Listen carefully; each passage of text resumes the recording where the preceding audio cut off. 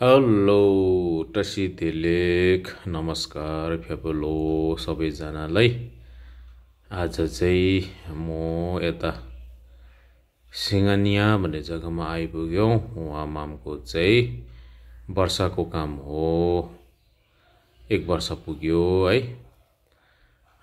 हिजो अस्ति नै काम गरेको जस्तो लाग्छ, तर पनि है दिन भने यति छिटो जाँदो रहेछ है। त्यही भएर आजको दिनमा चाहिँ उहाँको सालको काम गरिँदैछ, 1 वर्ष पुगिसक्यो।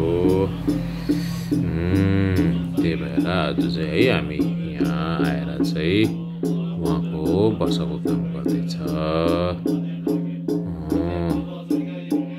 यो चाहिँ सानो झलक है, यहाँ मामहरूको चाहिँ वर्षको काम चल्दैछ अहिले। किन भन्दाखेरि है मैले चाहिँ हिजो अस्ति नै काम गरेको जस्तो लाग्छ। मान्छेको टाइम एकदम छिटो जाँदो रहेछ है। हिजो अस्ति गरेको जस्तो लाग्छ, तर पनि यति छिटो नै टाइम बित्दाखेरि चाहिँ आफैलाई पनि मनमा अलिक कस्तो कस्तो लाग्दो रहेछ। किन भन्दाखेरि मान्छेको जीवन भनेको यस्तो हुँदो रहेछ है। त्यही भएर सबैजनाले है मलम गर्नुपर्छ, धर्म गर्नुपर्छ, बत्ती बाल्नुपर्छ है।